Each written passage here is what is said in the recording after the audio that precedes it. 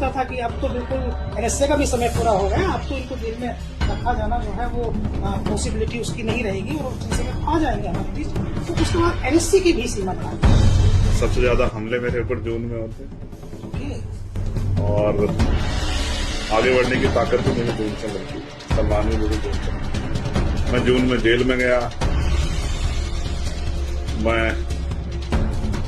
जून में मुझे गोली खानी पड़ी। कहते हैं कि आंखों से वो आंसू की धारा, उनके वो बताते हैं उनका तकलीफ। जो आप मुझसे कह रहे थे कि आप मतलब जो भावुक में तो दूसरे तरह से, मैं उस माँ के आंसू देख के भावुक था, लेकिन मैं कोशिश कर रहा हूँ कि परिवार को न्याय मिले।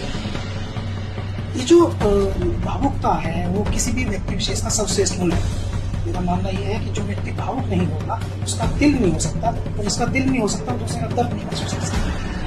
जेल में था तो जहर दे दिया गया, मैं उतने ही पैर पसारता हूँ जितनी मेरी चादर। तो ये संघर्ष मैंने अपने महापुरुषों से सीखा।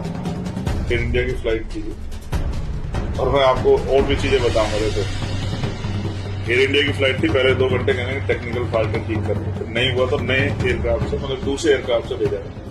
और मैं किस सीट नंबर पर बैठा था आपको पता है?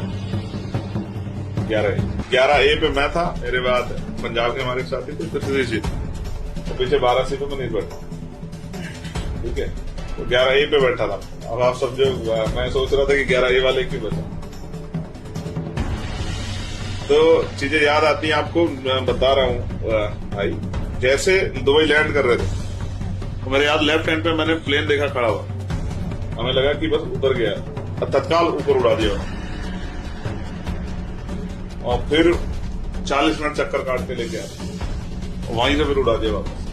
मतलब दहशत में आगे डरने लगे, कोई अपने अपने धर्म के भगवानों को याद कर।